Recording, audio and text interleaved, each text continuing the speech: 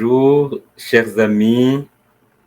Bienvenue à la méditation de la parole de Dieu de ce jour. Ce vendredi, le 16 février 2024, c'est le vendredi après le mercredi des cendres.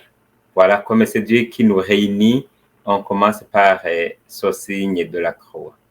Au nom du Père et du Fils et du Saint-Esprit. Amen. Le Seigneur soit avec vous. Évangile de Jésus-Christ selon saint Matthieu. Honneur et gloire à toi, Seigneur. Jésus, source d'amour, toi le chemin de vie, le roi de la paix. Jésus, Jésus, Jésus. En ce temps-là, les disciples de Jean le Baptiste s'approchèrent de Jésus en disant: Pourquoi, alors que nous et les pharisiens nous jeûnons, tes disciples ne jeûnent-ils pas? Jésus leur répondit: Les invités de la noce pourraient-ils donc être en deuil pendant le temps où l'époux est avec eux? Mais des jours viendront où l'époux leur sera enlevé. Alors ils jeûneront. Acclamons la parole de Dieu.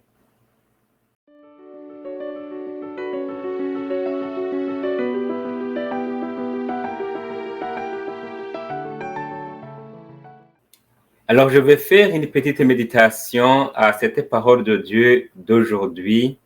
Comme je viens de le dire, c'est le vendredi après le mercredi des cendres.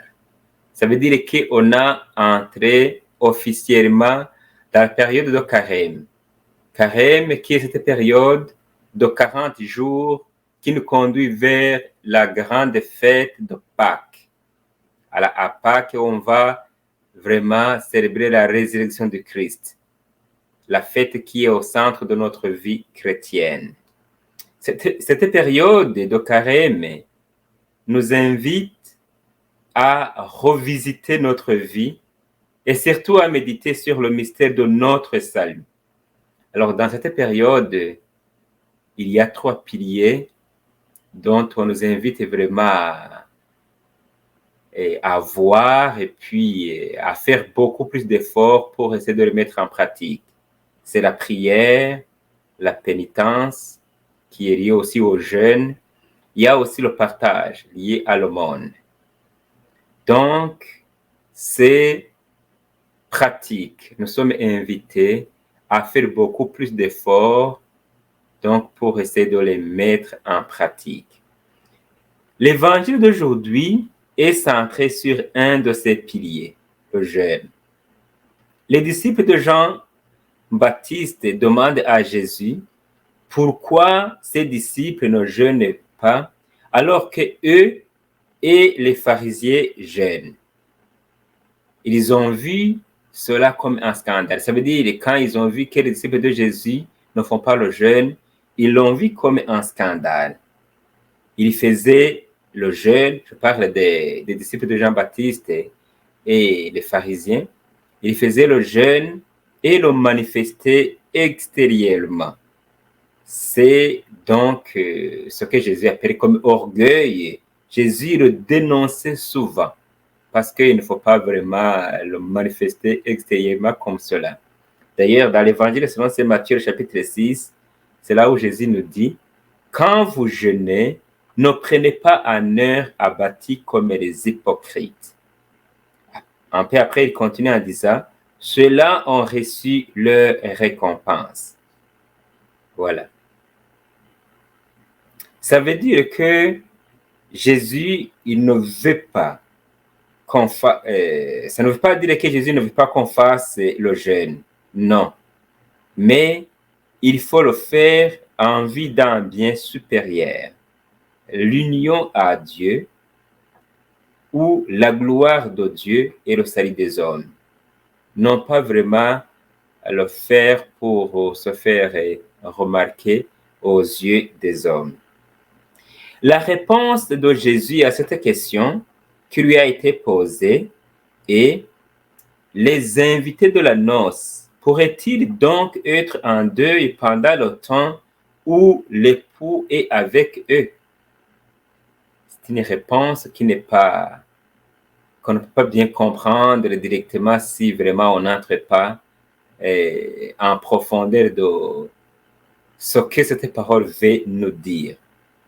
En fait, nous faisons tous ces efforts, comme la prière, comme le partage, comme le jeûne, pour nous unir convenablement à Jésus, à Dieu, pour rejoindre ou venir à Jésus qui est notre Sauveur, qui est dans les pauvres, dans les malades, dans les démunis. En un mot, c'est pour être en contact avec Jésus lui-même. Or, à cette époque, ces disciples dont les disciples de Jean-Baptiste parlaient, ils étaient avec Jésus lui-même. Et Jésus est considéré comme l'époux et il était venu rencontrer son épouse qui est l'humanité. Dans les noces, on ne peut pas faire le jeûne. C'est la joie, on danse, on mange, vraiment c'est la fête.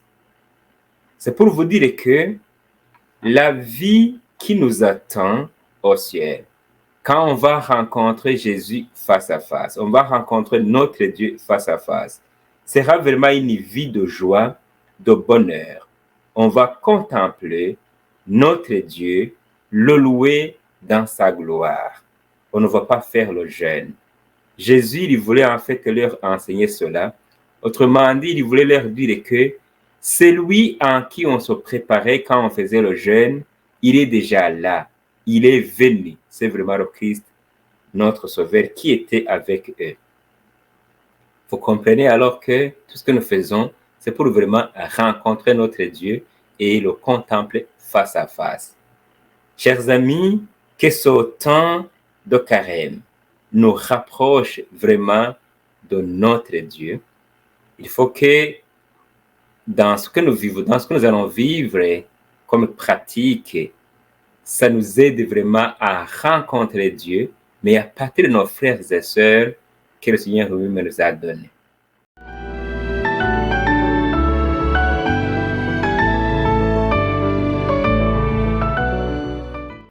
Seigneur Dieu, tu nous enseignes le bon chemin pour pouvoir te plaire dans ce que nous faisons.